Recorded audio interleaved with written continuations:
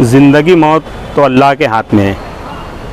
अल्लाह ताला ने जिसका जो वक्त लिख दिया उसमें एक सेकंड ना इधर ना उधर हो सकता है।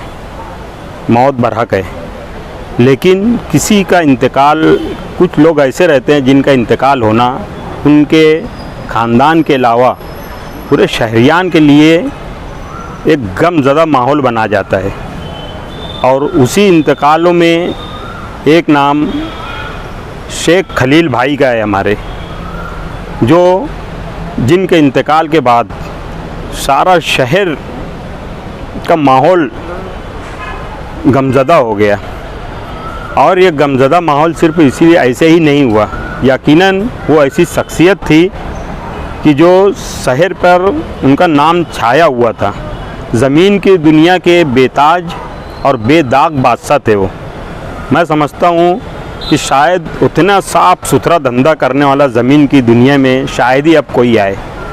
और उनके इंतकाल से हमारे शेख रशीद साहब खानवादे के जो नुकसान हुआ है और जो शहर का नुकसान हुआ है वो पूरा होना बहुत, जो खिला पैदा हो गई है वो पूरा होना बहुत ही मुश्किल बात है।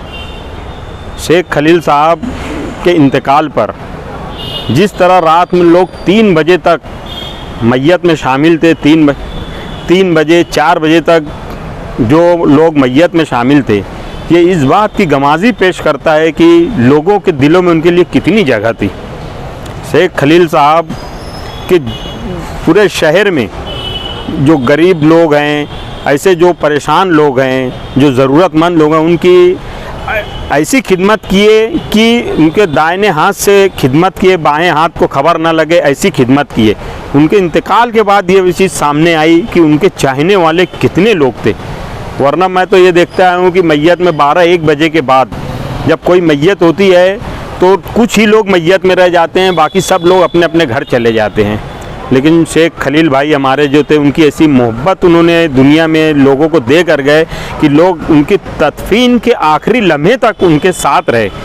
और मैंने तो यहाँ तक देखा कि मैयत में जो उनको देखने आए हमारी माँ बहनें रोते हुए आए और देखने के बाद रोते हुए अपने अपने घर वापस गए।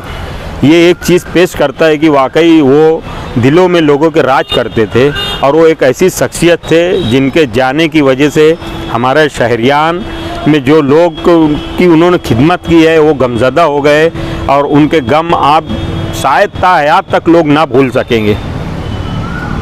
मैं मेरी अपनी जानिब से शेख सफ़ी खानवादे, हमारे सरपरस्त राष्ट्रवादी कांग्रेस पार्टी के शेख रशीद साहब, शेख आसिफ साहब, तायरा मैडम साहिबा और उनके तमाम अहल खाना को और साथ ही साथ दोस्त अहबाब को मैं अल्लाह से दुआ करता हूँ कि सब्र की तौफ़ीक अता फ़रमाए और मरहूम शेख खलील भाई को जन्नतुल फिरदौस में आला से आला मुकाम अता फ़रमाए और उनकी मग़फ़िरत फ़रमाए।